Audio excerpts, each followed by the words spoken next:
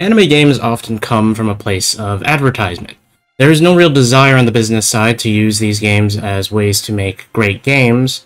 Instead, they tend to exist to advertise the anime, which is in turn used to advertise the manga. Kimetsu no Yaiba, or Demon Slayer, the Hinokami Chronicles, is no different. It is a game that exists to promote the anime, which is currently airing its second season now. I'm going to be calling this Demon Slayer from here on out, because I feel like I'm going to butcher the pronunciation of the Japanese name, so just bear with me. Demon Slayer is one of the highest-selling manga series of the past few years. The popularity it gained from its incredible anime adaptation means a video game based on said adaptation was all but confirmed.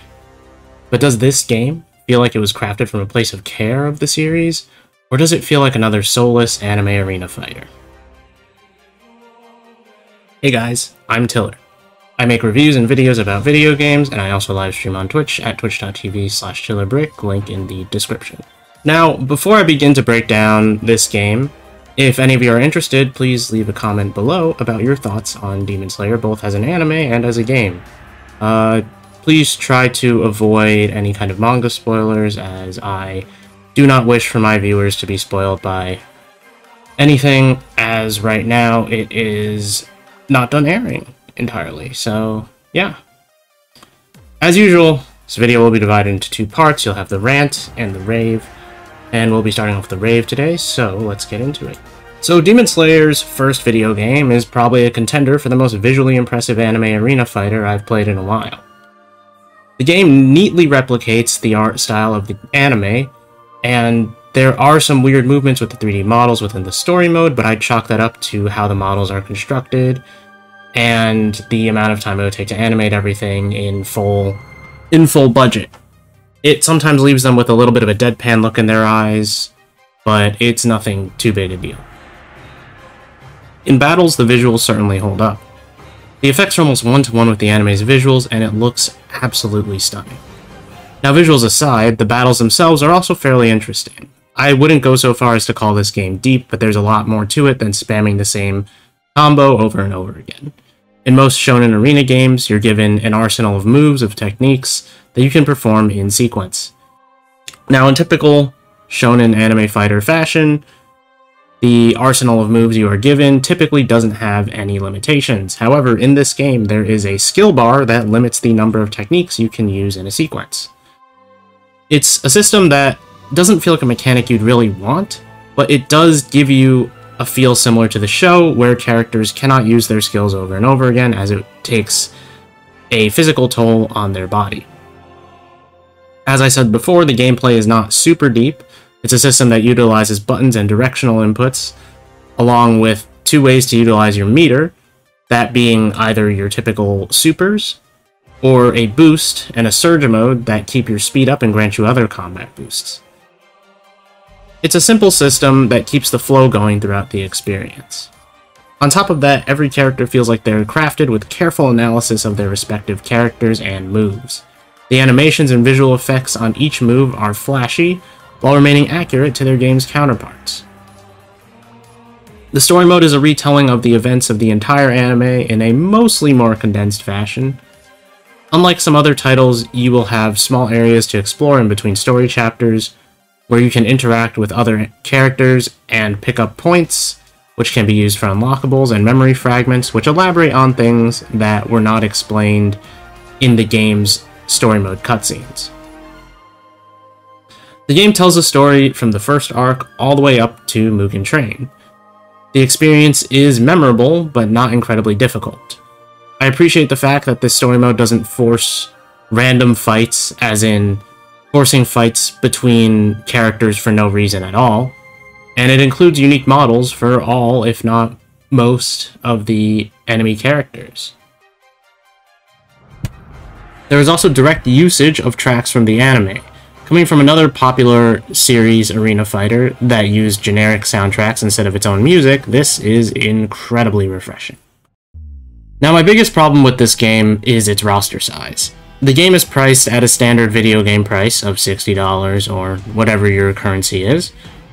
While the roster moves and visuals have a lot put into them, and a lot of love in them, the base roster doesn't hit 20 characters.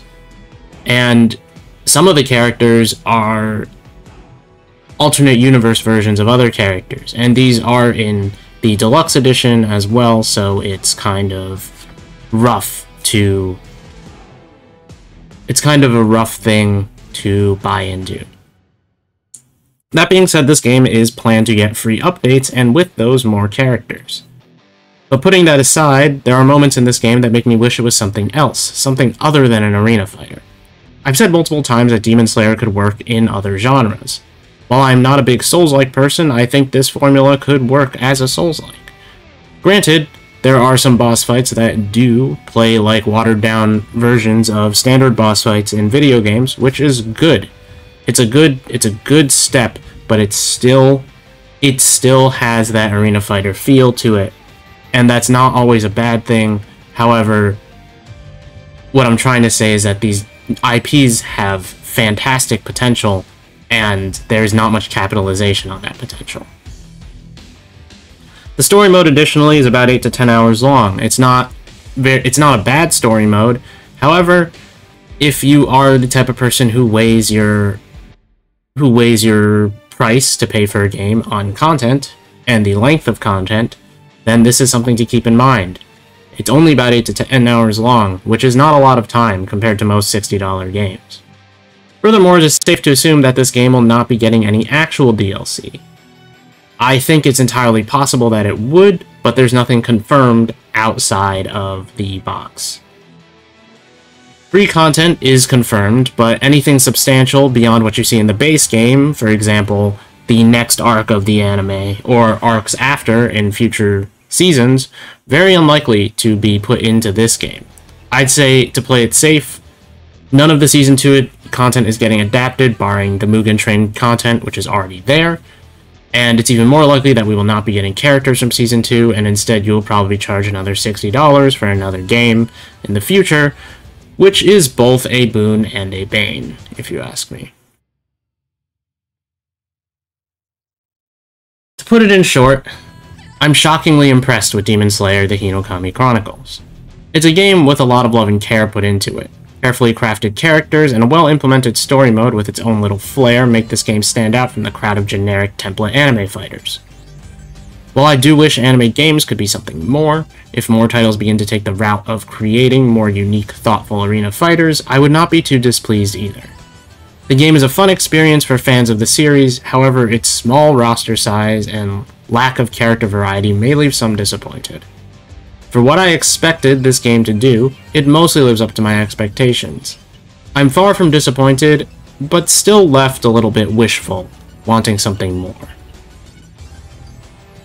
So, thank you for watching this video. I appreciate it if you liked the video, if you enjoyed it, and subscribe to the channel for more content like this. If anything, I just appreciate your support. So thank you, and I'll see you guys next week.